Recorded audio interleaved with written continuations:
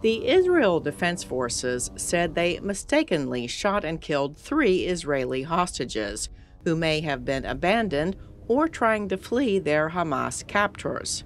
The shooting happened during a military operation on Friday.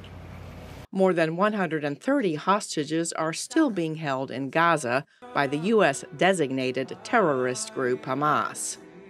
Also on Friday, Al Jazeera cameraman Samer Abu Daqqa was killed in an Israeli attack in Khan Yunis in southern Gaza.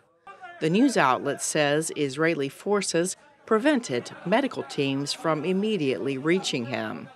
As the war continues to take an enormous toll on Palestinian civilians, the U.S. is calling on Israel to transition from a heavy assault to a more targeted phase of the campaign. U.S. National Security Advisor Jake Sullivan met with Israeli Prime Minister Benjamin Netanyahu and Defense Minister Yoav Gallant. At the White House, National Security Council Coordinator John Kirby said Sullivan discussed the progress of the war. He did talk about possible transitioning from what we would call high-intensity operations, which is what we're seeing them do now, to lower-intensity operations sometime, in the near future. But I don't want to put a timestamp on it. One expert told VOA he believes the U.S. push for Israel to scale down the assault on Gaza would have an impact. I think that the Israelis probably in mid-January or toward the end of January are going to do precisely that. Another expert agreed.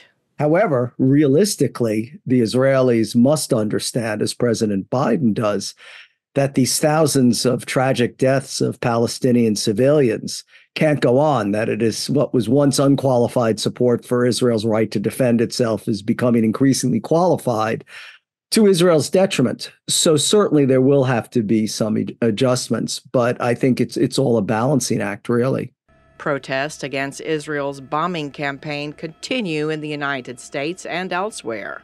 Activists demanding a ceasefire blocked rush-hour traffic on a major highway in Philadelphia, Pennsylvania on Thursday.